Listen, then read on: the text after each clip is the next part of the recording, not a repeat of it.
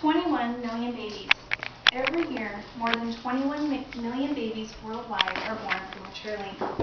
Last year, in the United States alone, 540,000 babies were born premature. This means that 1 in every 8 babies are being born too soon. The U.S. has the highest premature birth rate than any other industrialized nation in the world. In an average week in Idaho, we deliver 58 babies prematurely. That is 1 in every 10 births. Prematurity is a term used when a baby is born too early. Premature birth is a complex problem with no simple solution. No solution and no answer for the 4 million babies that lost their lives last year alone. Only since 1998, and because of the work of the March of Dimes, has it even been looked at as a serious public health issue. Everyone has heard the word preemie used when describing a baby, but not everyone truly understands what it really means. I know that I thought I knew what a preemie was. That was until July of 2004, when I was being prepared to deliver my son prematurely. I want to give you an understanding of what it really means to be a preemie, to have a preemie, and their struggle to get home. Preemie is the common term used when referring to a premature baby. A preemie is born before 37 weeks of pregnancy, while a full-term baby is born at 37 weeks and after. A preemie is defined as a baby that weighs under 5 pounds, 6 ounces. The general public typically calls any baby under 7 pounds a preemie simply because it's hard to find clothes that fit those babies in a general store. What then if your baby is even smaller than a preemie? This is a whole other level of prematurity known as a micropreemie. A micropreemie is still a preemie,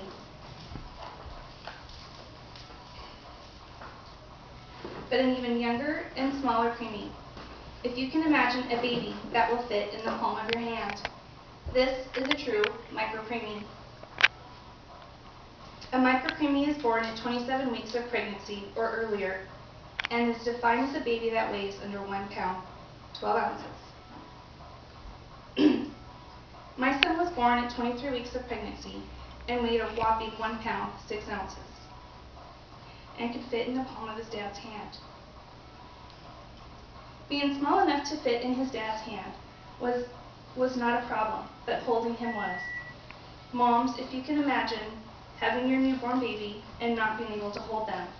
Not immediately, not even that day, maybe not even for weeks or months. I was finally able to hold my son for the first time when he was 36 days old. We now know what it takes to be a preemie, so let's examine what it takes to survive. Typically, the more premature a baby is born, the more severe their health problems are likely to be. Preemies born at just a few weeks early can have more health problems than full-term babies, like jaundice and problems breathing or eating. So as you can imagine then, micropreemies being born so early will have so much more and immediate health concerns. The top 4 concerns for micropreemies are patent ductus arteriosus, down here, brain bleeds, right here, retinopathy, which is this wonderful exam right here, and cerebral palsy, which I have defined here. Patent ductus arteriosus is a valve in the heart that typically closes when the newborn cries for the first time.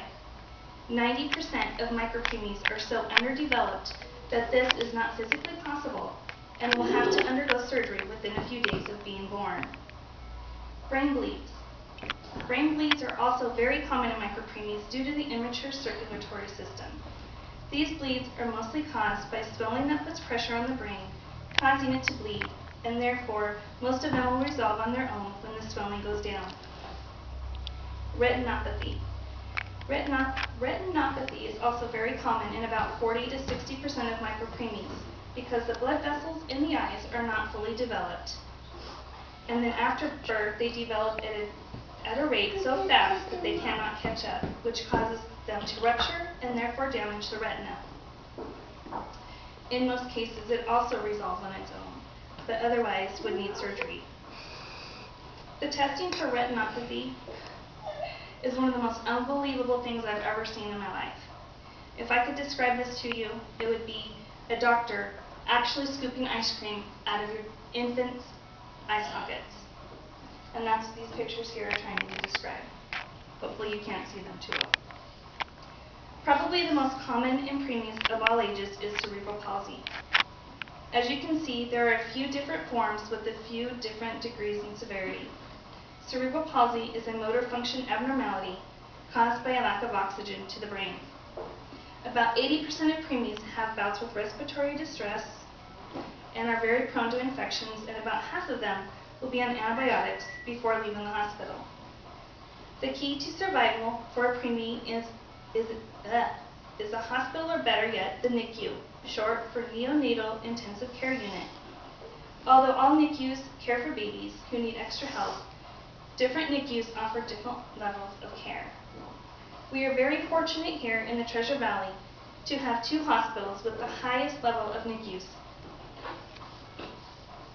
to give our Idaho preemies the best possible chance of survival with the specialized care that only they can provide. Because preemies are born weeks and even months before their due dates, preemies, and especially micropreemies, face long NICU stays. Knowing how serious of an issue prematurity is and what it means to be born so early, I would like you to meet my son. Can you say hi? Hi. This is Cameron. I feel very lucky to have Cameron here with me today. He looks great, doesn't he?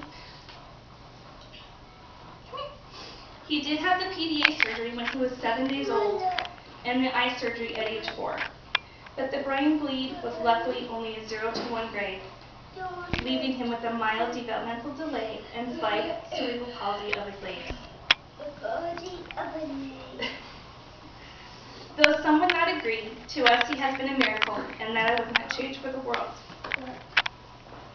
But unlike those 4 million preemies last year, we were the fortunate ones. Thank you.